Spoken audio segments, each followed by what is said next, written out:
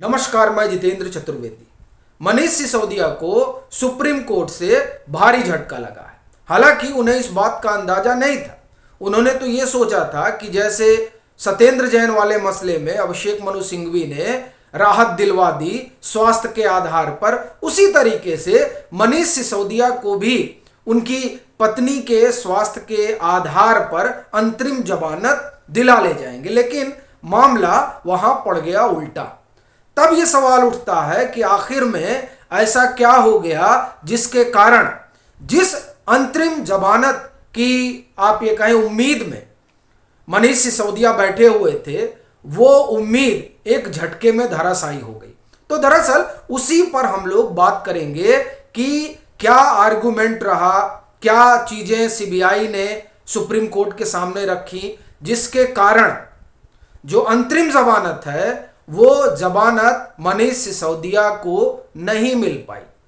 देखिए, हुआ क्या कि निचली अदालत यानी राउज एवेन्यू कोर्ट और दिल्ली हाई कोर्ट दोनों ही जगहों से मनीष सिसोदिया की जमानत याचिका खारिज हो गई थी। ना उनको सीबीआई वाले मसले में कोई राहत मिली, ना ईडी वाले मसले में कोई राहत मिली।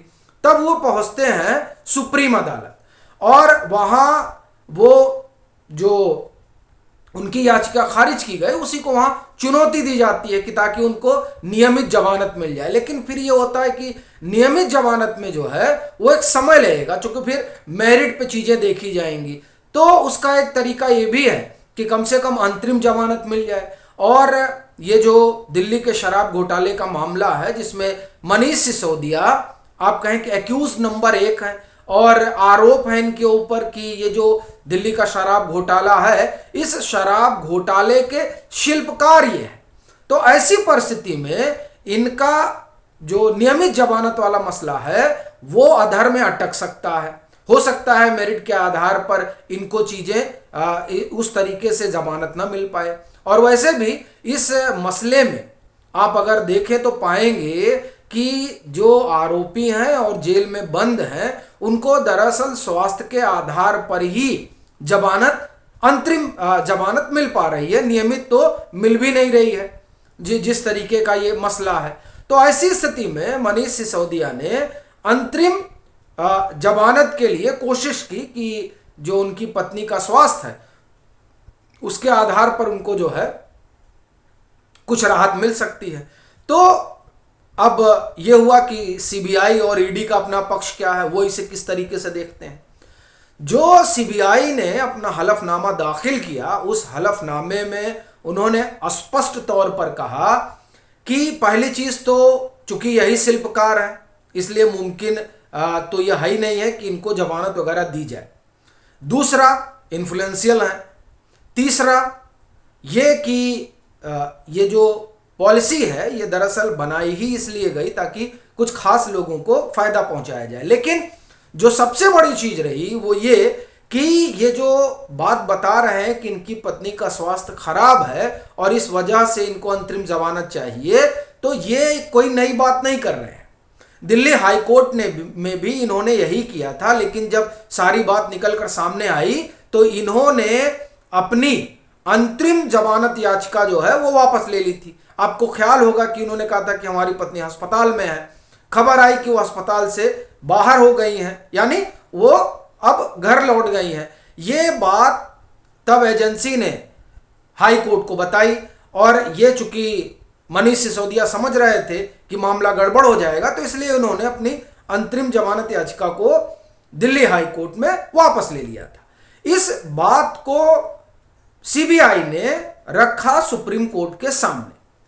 अब ये जब सारी बातें सुप्रीम कोर्ट के सामने रखी गई तो जब आज कोर्ट बैठता है इस बात के लिए कि मनीष सिसोदिया को अंतरिम जमानत दी जाए या ना दी जाए, तब वहां पर न्यायालय ये कहता है कि देखिए, ये जो सीबीआई ने अपना एफिडेविट डाला है, अपना हलफनामा डाला है, उसमें तो स्पष्ट रूप से उसने कहा है कि जो हेल्थ कंडीशन है, जो बीमारी है इनकी पत्नी को, वो तो पिछले 20-22 साल से है।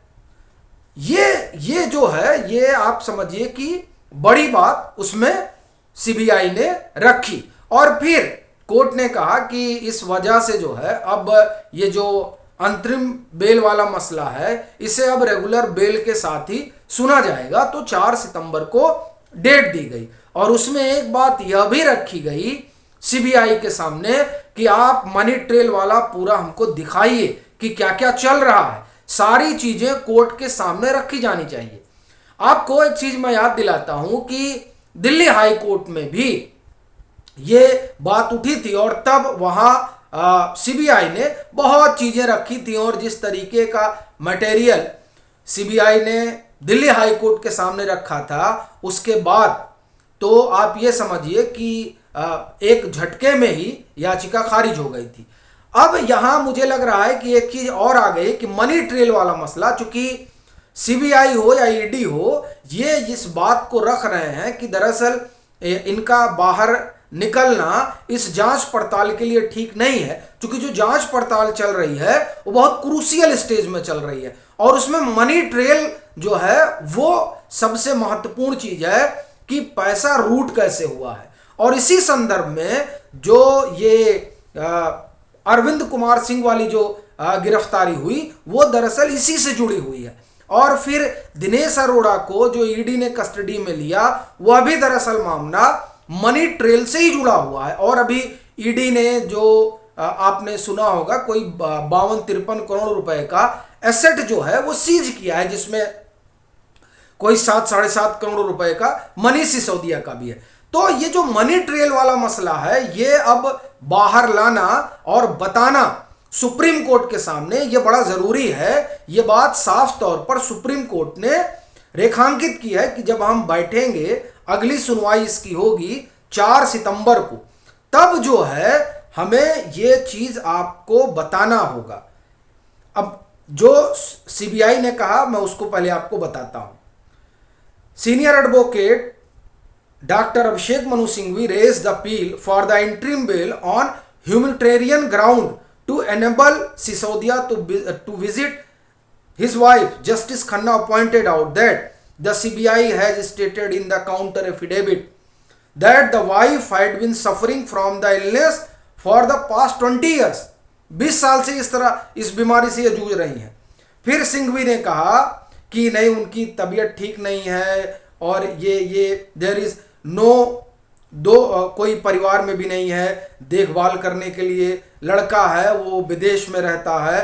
The senior council said that she was walking difficulties and vision problems, मतलब उनको कई तरह की दिक्कतें हैं। बेंच ने कहा it will consider the interim bail appeal at later time along with the regular bail application. उन्होंने कहा कि नहीं, अभी तो कुछ नहीं हो सकता है, अब आप 4 सितंबर को आइए और जब उसमें हम नियमित जमानत की पर बहस होगी तब उसी दरमियान इंटरिम बेल पर भी बात होगी।